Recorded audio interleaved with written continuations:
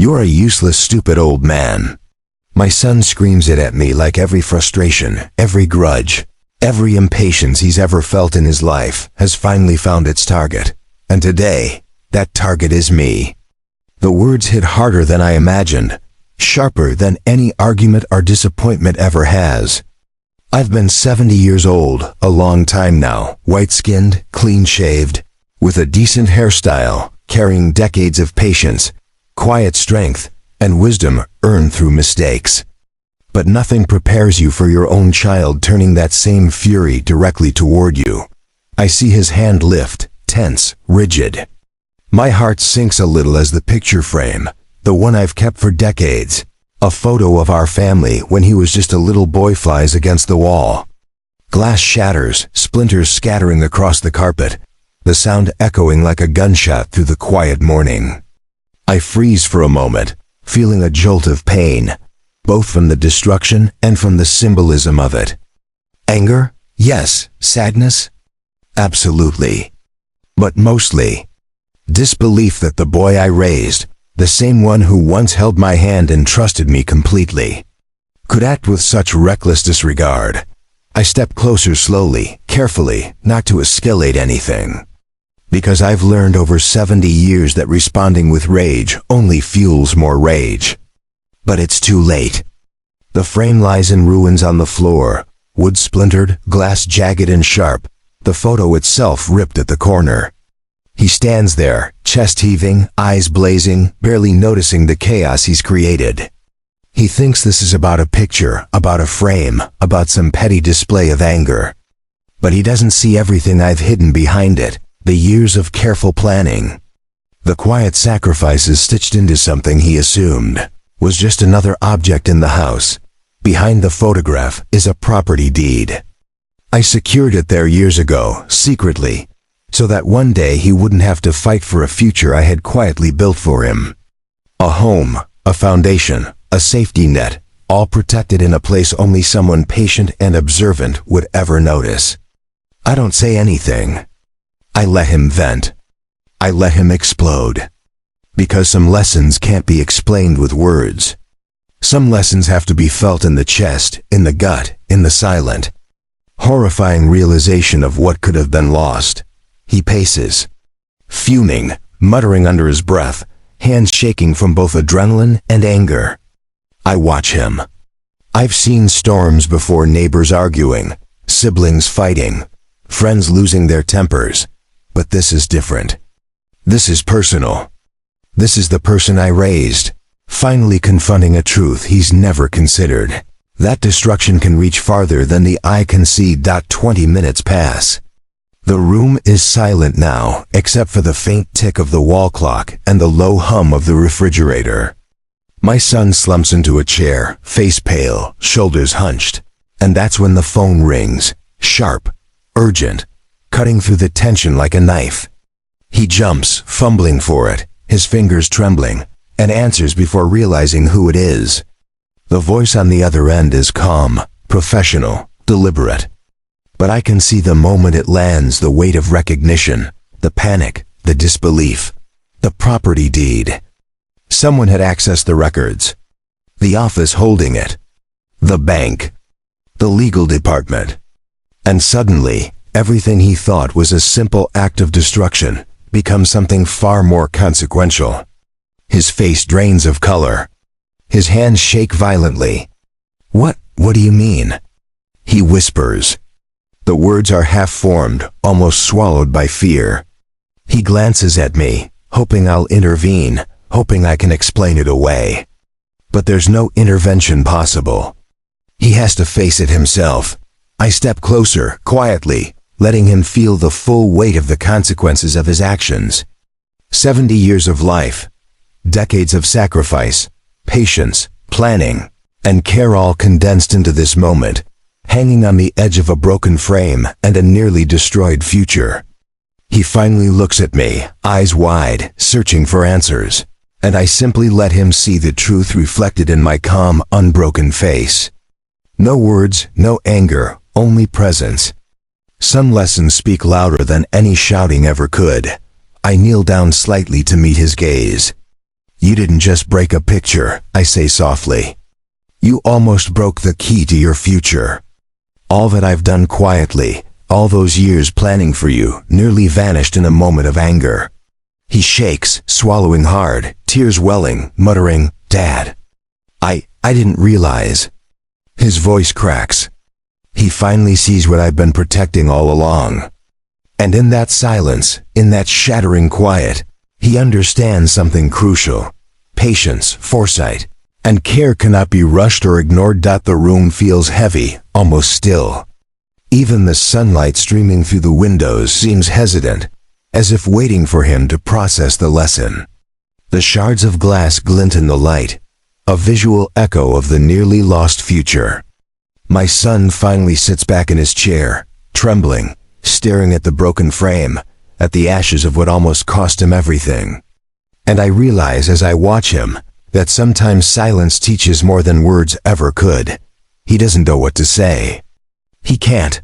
Some lessons I've learned must be absorbed through shock, through reflection, through the deep, uncomfortable awareness of nearly losing everything.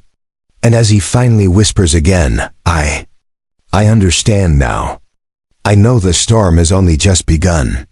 He will carry this lesson for the rest of his life. He doesn't move for a long moment after his whisper.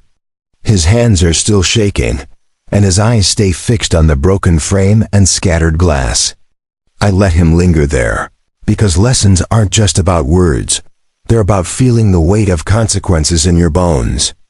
I sit across from him quietly, letting the silence stretch. Smoke from the fireplace, faint but lingering, curls in the air like a reminder of what could have been lost. Finally, he stands, pacing the room again, slower this time, more hesitant. He mutters under his breath, half-formed apologies, questions he doesn't even want answered. I watch him, careful not to interrupt. I've spent 70 years learning patience. I've learned that rushing someone through understanding only leaves them blind to the lesson. I've learned that the impact of realization often comes after the storm has passed. He bends down, picking up shards of glass, as if by cleaning the physical mess, he can also fix the damage he almost caused to his own future. But it isn't enough. He drops one piece back onto the floor, frustrated, muttering about how careless he's been. I lean back, letting him vent, letting him grapple with guilt. Every trembling motion, every heavy breath, every muttered, "I didn't think," is a part of the learning. I walk over to the fireplace, letting my eyes linger on the faint embers. I know he's noticed the property deed is still safe, tucked carefully in its hiding place behind the wall frame. But he doesn't realize the full weight, yet the years of planning, the sacrifices, the nights I went without to save for him, all condensed into a single fragile piece of paper. I know this will hit him eventually. The universe has a way of teaching lessons more effectively than lectures ever could. He sits down again, leaning forward, face in his hands. I can hear the shallow, rapid breaths, the heartbeat of panic still echoing through him. The quiet hum of the refrigerator and the faint ticking of the wall clock seem louder in this tense atmosphere. I walk toward him slowly, careful, and sit nearby. I let him feel the weight of his actions without interference. He has to see it himself. He has to absorb the lesson the way it was meant to be learned. After what feels like hours, though it's only minutes, the phone rings again. He jumps at it, fumbles, and picks it up with shaky hands. The voice on the other end is professional, calm, deliberate, but it doesn't take long for panic to register in his tone. The office confirms details, asks questions, and for the first time, he fully comprehends the consequences. My son, the boy who threw the frame as if it were nothing, is now staring into the reality he almost destroyed. I watch him flinch at every word. He tries to explain, tries to reason, but the words fall short. His voice cracks with genuine fear and shame. He glances at me, silently pleading for help, but I stay silent. Sometimes, the strongest lesson comes not from a father's words, but from letting life itself speak. He has to feel the depth of his own mistakes, and he has to realize that actions, no matter how small they seem, have power. I walk past him to the window and pull the curtain aside. Sunlight pours into the room, catching the lingering smoke and turning it golden. Dust floats in the beams, illuminating the broken shards on the floor. I can see comprehension slowly dawn in his eyes. He sees the cost of impulsive rage, the fragility of planning and trust, and the real meaning of responsibility. His chest rises and falls faster now, but it's not just panic, it's understanding.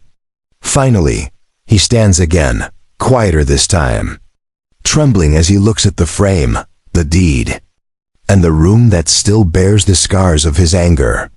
He mutters almost to himself, "I didn't realize. I could have lost everything." And I nod quietly. Yes, he could have. Yes, the consequences were nearly irreversible. But he's beginning to see. He's beginning to understand what patience, foresight, and quiet wisdom can accomplish. I place a hand on his shoulder. Not to scold, not to lecture, but to anchor him. Some lessons, I say softly, aren't learned in words. They're learned in fear, in shock, in realization. And now you have a chance to carry this forward, to understand, to respect, to never make this mistake again.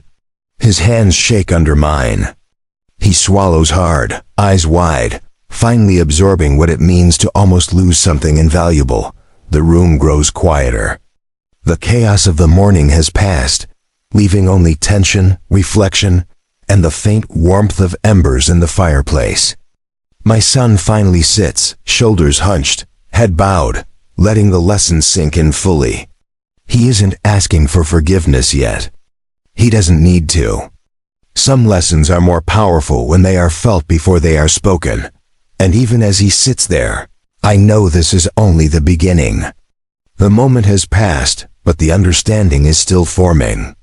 He will have to rebuild trust, not just with me, but with himself. He will have to carry the weight of responsibility and foresight from this day forward. And I, 70 years old, white-skinned, clean-shaved, stand quietly, steady, letting him learn in the way only experience can teach, through consequence, realization, and quiet reflection. Then the doorbell rings, sharp, insistent. My son flinches, panic returning. I glance at him. He looks at me, silent, eyes wide, heart hammering. Whoever it is, whatever comes next, he will have to face it, and he will, because today has taught him the cost of thoughtless action. I take a slow breath. I know the storm isn't fully over, but he's learning. And sometimes, that is enough to begin rebuilding a future that almost slipped away. The doorbell keeps ringing, sharp and unrelenting, like life itself is testing him again. My son freezes, shoulders tight, hands trembling. He glances at me, panic etched across his face. I step toward him, placing a calm hand on his shoulder, steadying him. He doesn't know it yet, but he's standing at the edge of another lesson, one that will make everything from this morning crystal clear. I open the door. A man stands there, professional, well-dressed, carrying an official envelope. His eyes are serious, but he doesn't look threatening. He's just a messenger of reality. I take the envelope slowly, feeling the weight in my hands. My son leans over my shoulder, curiosity and fear battling in his wide eyes. He doesn't say a word. He's too afraid to move, too aware that this is the next chapter of the lesson he started learning just minutes ago. I open the envelope. Inside, the property deed, untouched, unharmed, safe despite his anger. Relief flickers briefly in his eyes, but it's quickly replaced by something heavier. Shame, disbelief, and the sudden understanding of how close he came to destroying what I had quietly built for him. His knees buckle slightly, and he grabs my arm, trembling. "Dad, his voice cracks, full of panic and guilt. I don't interrupt. I let him experience it fully. He paces the room, muttering apologies, disbelief spilling from him in fragmented sentences. He picks up pieces of the broken frame, glass cutting his fingers, and he barely notices. He's too consumed with the thought of what could have been lost forever. I stand in the doorway of the living room, watching him, letting him wrestle with the enormity of the lesson. Some things can't be explained, they have to be felt. Then the phone rings again. He jumps at it, fumbling. He answers, voice shaky, stumbling over words as the bank and title office verify the deed. Ask questions, confirm details. His face drains of color, mouth opening and closing, muttering half-formed apologies to strangers who barely understand the chaos he's endured. And as he listens, realization hits him fully. His future wasn't just in jeopardy, it was almost lost. In a single reckless moment, I move closer, carefully, not to lecture, not to scold, just to stand near him, a quiet presence amidst the storm of his panic. See, I say softly, sometimes the world teaches lessons better than any lecture ever could. Some truths can only be felt in your chest, in the shaking of your hands, in the panic of almost losing what matters. He looks up at me, eyes wide, face pale, barely able to comprehend the depth of the truth. The man at the door speaks again, finally. Everything seems in order? His tone is cautious, almost testing. I nod. It's in order, I say. But lessons have been learned. Understanding begins here. My son swallows hard, shivering, realizing that consequences extend beyond words and actions. They ripple outward, touching lives in ways he never considered. I guide him toward the window. Sunlight streams in, catching the lingering smoke from the fireplace, turning it golden. Dust motes float lazily in the light, highlighting the chaos of the morning, the shards of glass, the scattered fragments of what could have been lost forever. He sees it now not as punishment, not as drama, but as reality. The cost of impulsive rage, the fragility of trust, and the meaning of foresight. He sinks into the chair, head in hands, trembling. I sit across from him, letting silence stretch between us. No lectures, no shouting. Just presence. Just observation. I see comprehension dawn slowly. Fear, regret, understanding all mixing into a quiet, powerful realization. The boy who threw the frame in anger is no longer the same. He's learning that patience, responsibility, and care aren't just words, they're actions. Deliberate and thoughtful, sometimes hidden, sometimes quiet, but always meaningful. He finally speaks, voice low, trembling. Dad, I didn't realize. I could have lost everything. I nod slowly. And now you do. That's why it had to happen this way. Some lessons aren't taught, they are lived. Some mistakes almost cost you more than you can imagine, and surviving them is what teaches you value. The man outside nods, stepping back, understanding that the family has faced its reckoning. My son sits quietly, shaking, letting the enormity of the morning settle into his chest. The fire is reduced to faint embers. The broken frame lies in pieces, but the lesson has begun to solidify. He isn't asking for forgiveness. He doesn't need to. Some realizations are too heavy for words, and then he looks at me, finally seeing me for what I am, not an old man to mock, not an obstacle to his rage, but a father who quietly protected his future, who patiently waited while he learned the hard way. The silence between us carries more meaning than any conversation could. He understands that the actions of a moment can reach farther than the eyes can see, and that the consequences of impulsiveness can teach truths nothing else can. I place my hand on his shoulder. His hands shake under mine, but the tremor is different now. It's acknowledgement, not panic. The lesson isn't over, but he's begun to absorb it. And as he swallows hard, finally understanding, I realize the day is far from ordinary. The storm has been intense, but my son is learning that actions, consequences, and patience are forever intertwined. The doorbell rings one more time. Faint, distant, but sharp enough to make both of us flinch. He looks at me, wide-eyed, and I know the final act is coming. Whatever is outside will test him again, not physically, but emotionally. And I also know that he's stronger than before. He's ready to face the consequences of choices, big or small, reckless or thoughtful. He's learning that life, like the broken frame, can't always be undone, but understanding can be built from the ashes. The doorbell finally stops ringing, leaving only silence in its wake. My son sits on the chair, trembling, eyes wide, staring at the broken frame and the faint glow of the embers.